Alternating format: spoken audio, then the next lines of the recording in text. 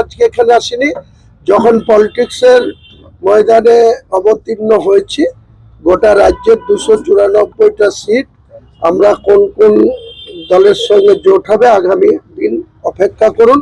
Maximum 10 দিন বা ফেব্রুয়ারির ফার্স্ট উইকের মধ্যে পুরো চিত্র ক্লিয়ার হয়ে যাবে। খুন করা হয়নি, আত্মহত্যা হয়েছে, ওটা রাজ্য সরকার আর হেমন্ত সোরেনের গোটা গেম।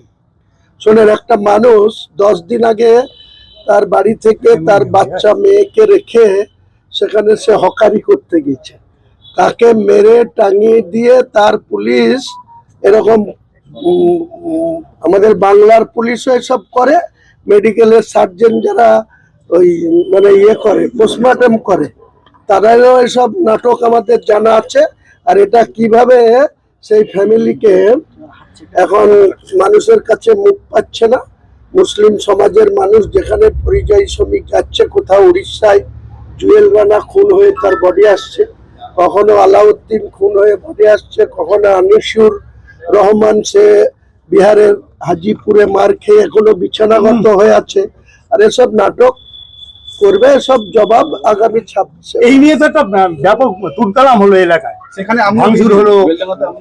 দেখুন, উত্তেজিত জনতা যে সমস্ত ঘটনা ঘটিয়েছে, যেদিন শুক্রবার ছিল সেদিনকে আমি অলরেডি 16 তারিখ ছিল, আমি ব্রিগেডের ময়দানে 1 ফেব্রুয়ারি মিটিং করব বলে 6 তারিখ আমি ব্রিগেডের যিনারা আধিকারিক মিস্টার কর্নেল ত্যাগী ওনার কাছে ডকুমেন্ট সহ জমা দিয়েছিলাম ব্রিগেডের এনওসির জন্য। উনি 6 তারিখের পরে 8 তারিখে প্রসেস করলেন, আমাকে 13 তারিখে ডাকলেন।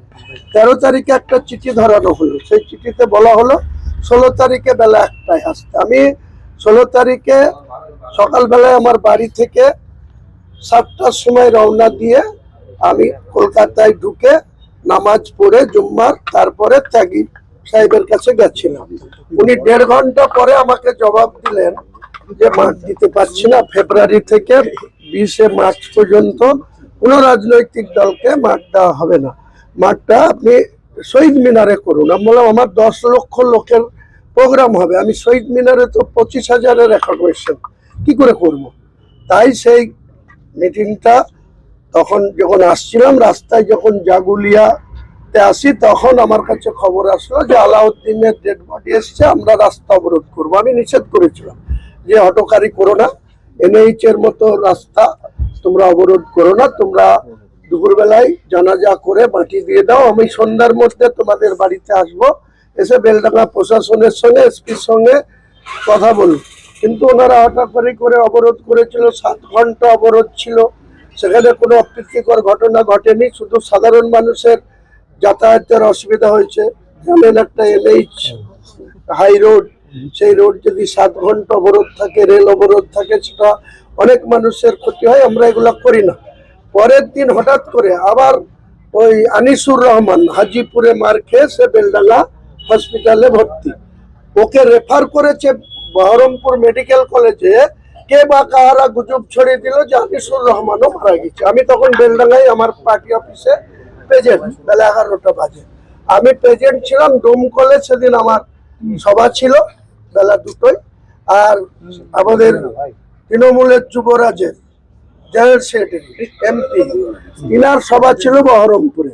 তিনি সভা করার সাহস দেখাননি, তিনি 200 মিটারের রোড শো করেছে বহরমপুর জলঙ্গি বাস স্ট্যান্ড থেকে গির্জার মোড়, আর আমি করেছি ওখানে। আমি অলরেডি বাড়ি থেকে বেরিয়ে বেলডাঙ্গায় পৌঁছেছি, তখন দেখছি আবার একটা অবরোধ শুরু হয়েছে। তাহলে আমি তো আমার 20টা গাড়ির কনভয় ছিল, সেখানে তৃণমূলের উস্কানিতে আমি যেহেতু ডোমকল, আমাকে ওখান থেকে 65 কিলোমিটার রাস্তা যেতে হবে, ওখানে অবরোধ করিয়ে দিল। তখন আমি নিজে গাড়ি রেখে প্রশাসন, IC অনেক ফোর্স দাঁড়িয়ে আছে, তারা হাত গুটিয়ে দাঁড়িয়ে আছে, কোনো অবরোধ তুলতে চাইছে না। আমি নিজে নেমে তাদের স্লোগান, দাদা এখন তো দেখা যাচ্ছে যে ও আত্মহত্যাই করেছে, খুন না, তাহলে কাদের চক্রান্ত এরকম ঘটনা ঘটলো বললেন? দেখুন, আপনারা যে রিপোর্ট এসছে রাজ্য সরকারের মাধ্যমে, হেমন্ত সোরেনের ঝাড়খণ্ডের প্রশাসনের পক্ষ থেকে, তার বেসিসে আপনি বলছেন। কিন্তু আমি বলছি তার বাবাকে, তার মাকে, তার 3 বছরের বাচ্চা মেয়েকে আমরা চিনি, জানি। আমি সেদিনকে ফিরে গিয়ে রাত্রি 9টায় তাদের বাড়ি গেছিলাম, হাজার হাজার লোকের সামনে তাদের বাড়িতে আমি দেখা করেছি।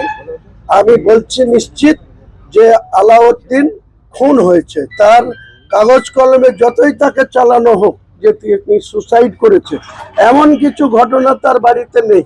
তার 2 ভাই, এক ভাই দুবাইয়ে থাকে, বড় ভাই, আর ও এখানে থাকে। ওর বাবা মা, ওর 3 বছরের বাচ্চা মেয়ে, ওর স্ত্রী, তার সংসার নিয়ে সে ওখানে হকারি করতে গেছিল, তাকে মেরে টাঙিয়ে দিয়ে আজকে এসব করা হয়েছে, রিপোর্ট চাওয়ানো হয়েছে। যখন দেখছে বেলডাঙ্গা উত্তাল, 7 ঘন্টা অবরোধ, তখন কেন 4 দিন 5 দিন 7 দিন পরে পোস্টমর্টম রিপোর্ট দেখাচ্ছে? তাহলে সেই দিন কেন দেখালো না?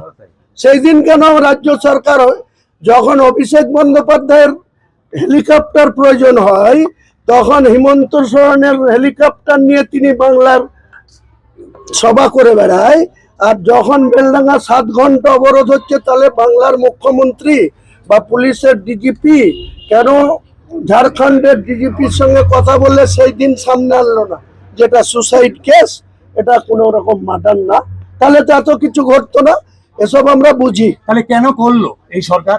এখন মুসলমানদেরকে বুঝাতে হবে তো, মুসলমানরা বিগড়ে গেছে, মুসলমানরা টিএমসি কে ভোট দিবে না বলছে, আমাদের নতুন পার্টির দিকে দলে দলে যোগদান করছে, যেখানে যাচ্ছে হাজার হাজার মানুষ মিটিং এ অ্যাটেন্ড করছে। এরা আতঙ্কে এখন, ওখানে হেমন্ত সোরেন তো মমতা ব্যানার্জির ছোট ভাই, কাজে ছোট ভাইকে তার প্রশাসনকে যা বলবে সেরকম রিপোর্ট তৈরি করে এখন মুসলিমদের কাছে মাসিয়া সাজতে হবে।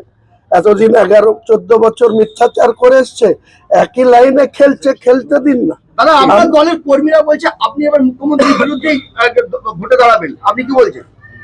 মুখ্যমন্ত্রীর বিরুদ্ধে আমি বলেছি ওনাকে, ওনার ভাইপো গিয়ে আমাকে গদ্দার বলেছে। উনিও 4 ডিসেম্বর যেদিন আমাকে ববি হাকিম এবং মুর্শিদাবাদের আকরুজ্জামান প্রতিমন্ত্রী বিদ্যুৎ দপ্তরের, আর নিয়ামত হাজি দলের সাংগঠনিক চেয়ারম্যান, হরিয়ারপাড়ার বিধায়ক, তাদের সামনে নিয়ে যখন আমাকে 11টার দিকে প্রেস বাইট দিয়ে সাসপেন্ড করেছে, তার 1 ঘন্টা পরে মুখ্যমন্ত্রী বহরমপুর স্টেডিয়ামে আমাকে পোকামাকড়, গদ্দার, অনেক কিছু আখ্যা দিয়েছিল। আবার 17ই জানুয়ারি তিনি ওখানে যে তিনার ভাইপো আমাকে গদ্দার বলেছে। আমি তাই বলেছি যে আমি গদ্দার না, তোমরা কংগ্রেসের সঙ্গে গদ্দারি করেছো, বিজেপির সাথে তোমাদের কি সম্পর্ক?